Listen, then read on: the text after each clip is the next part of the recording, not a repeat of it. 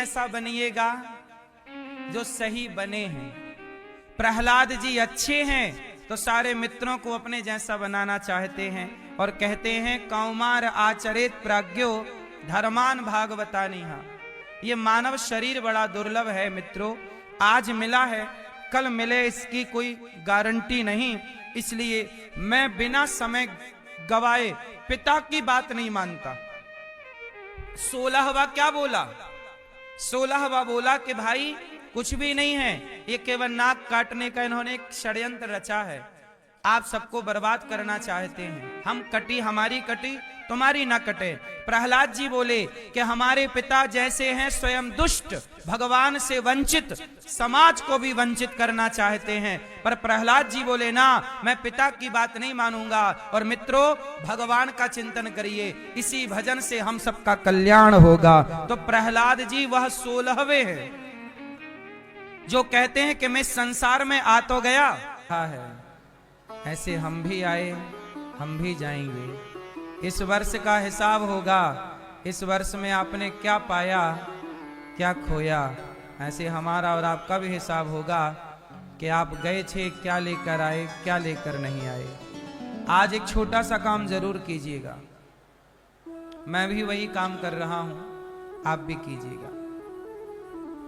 आज 2025 का आखिरी दिन है। आज सबसे आप लोग सॉरी बोलिएगा। क्या बोलेंगे?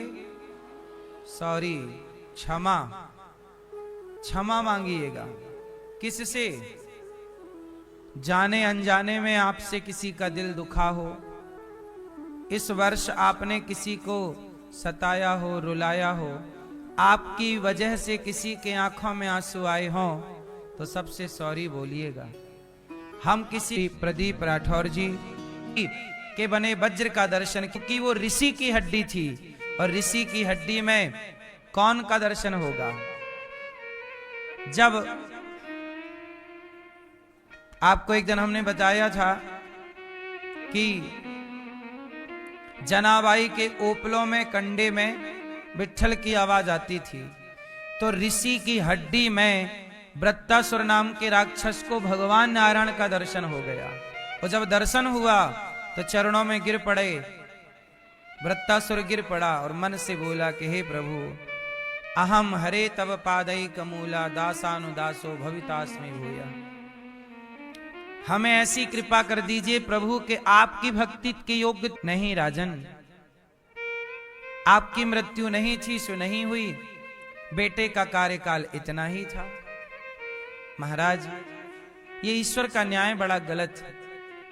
बूढ़ों को बिठा के रखते हैं और बच्चों को उठा लेते हैं। ध्यान दिया नहीं, उन ओपलों में बहुत सारी चींटियां थीं। आग लगाई, सारी चींटियां जल गईं। उस आग में मैंने 5 रोटियां बनाई और 5 रोटियां भगवान जी को भोग लगाकर मैंने खा ली। कोई आपके पैसा चुरा सकता है, कोई आपका सोना चुरा सकता है, पर कोई भी आपका भाग्य नहीं चुरा सकता। दाने में यहां से 30 किलोमीटर दूर एक वट वृक्ष है। उस वट वृक्ष पर एक पक्षी रहता है,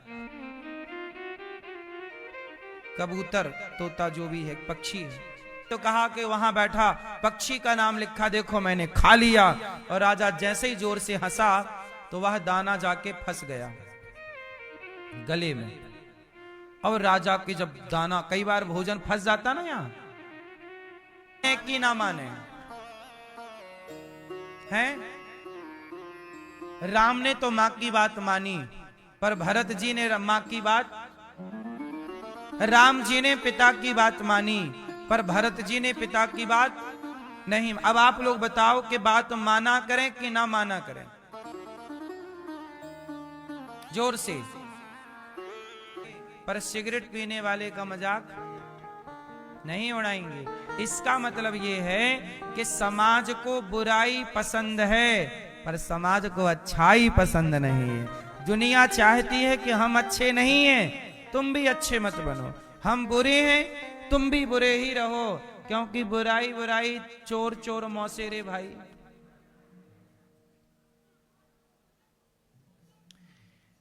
पापी को पुण्यात्मा लोग अच्छे नहीं लगते। पापियों को लगता हम भी पापी हैं, तुम भी पापी ही रहो, ताकि वो कह सके। एक गुरुजी कथा सुना कि सुनो, एक काम करो, अपने गांव में जितने हैं ये अपने को चिढ़ाते हैं ना, सबको नकटा करो। अब 2 हो गए तो गांव वालों को थोड़ा आश्चर्य हुआ, क्यों भाई दोनों की एक सी नाक कटी है? तो दोनों मिल गए, बोले हम दोनों को भगवान का दर्शन हो रहा, तुम्हें करना है तो आ जाओ पार्टी में। बोले चलो भैया। अब तीसरे को ले गए, उसकी भी काट दी। अब 3 नकटा। अब तीनों क्या कहें कि नहीं दिख रहा तो लोग और मजाक उड़ाएंगे, ले कर ले दर्शन। तीनों कह रहे देखो हम तो, प्रहलाद जी वह 16वें हैं जो कहते हैं कि मैं संसार में आ तो गया, संसार के दुख में आ तो गया, लेकिन आप लोग दोबारा इस चक्कर में ना पड़े। मैं अपना कल्याण भजन से कर लूंगा, पर आप लोग भी कल्याण कर ले, वरना यह 84 के चक्कर में हमारे पिताजी आपको डाल के रखेंगे। पुनरपि जननम पुनरपि मरणम पुनरपि जननी जठरे शयनम के चक्र में मेरे हैं, ये संसार मेरा नहीं है। ये प्रहलाद जी कहां जान गए? मां के पेट में ही जान गए कि भगवान के सिवा मेरा। और हम लोग गई, बाल पक गए। अब तो आपको जान लेना चाहिए कि आपका बेटा नहीं है, बेटी नहीं है, भगवान आपके हैं। पर लोग जान नहीं रहे हैं, और जान भी रहे हैं तो मान नहीं रहे हैं। ये सारे बूढ़ों को पता है कि भगवान मेरे हैं, लेकिन ये जान के। आप क्या बोलती हो मैया प्रार्थना में? हैं? आप क्या बोलती हो मैया? श्रीमन नारायण, ये तो जप हो गया। जप अलग है, प्रार्थना अलग है। आप प्रार्थना में क्या बोलती हो?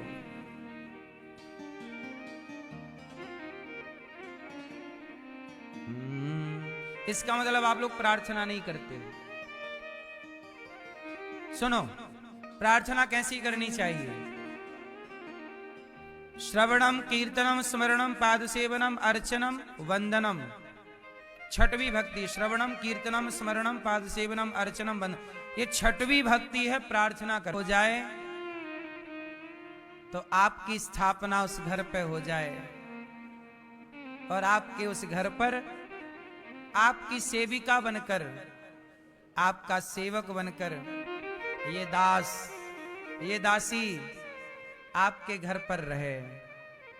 जब घर मांगना हो आपको कि घर नहीं है प्रभु घर दे दो, तो आप क्या बोले, भगवान एक घर बनवा दो? ऐसे नहीं, ऐसे कहो कि प्रभु एक ऐसा घर जिस पे आप हो, और उस घर की दासी हमें बना दीजिए, दास हमें बना दीजिए, ताकि हमें आपकी सेवा करने का वहां अवसर मिल सके। घर मांगना है इस तरीके, प्रार्थना करके। जो भी मांगो वो प्रार्थना। हे प्रभु घर नहीं है, बेटी का ब्याह भी वर आपने बनाया है, प्रभु जल्दी से मिला दीजिए, हम बड़े परेशान हो रहे हैं, हे प्रभु कृपा कीजिए।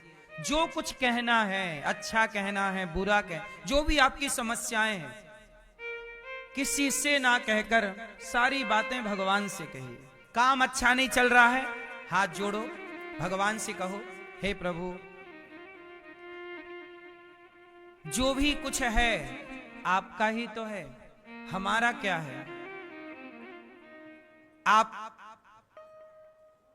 सूखा रूखा खा रहे हैं, यदि आप ठीक ठीक खाना चाहते हैं, अच्छा खाना चाहते हैं, तो आप इस दास पर कृपा करें। एक भक्त थे यहीं वृंदावन में, वो रोटी आटा मांग के ले आते थे, और आटा ले आए, रोटी बनाए, मोटी मोटी भोग लगाए, खाएं।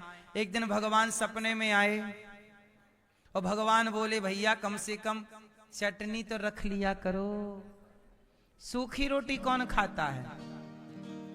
तो ठीक है, तो कल से ना उन्होंने रोटी बनाई और पानी में भिगो दी, और बढ़िया गीली कर दी, और गीली अब खाओ भगवान। अब फिर भगवान आए, वाह कम से कम पानी में नमक तो डाल लेता।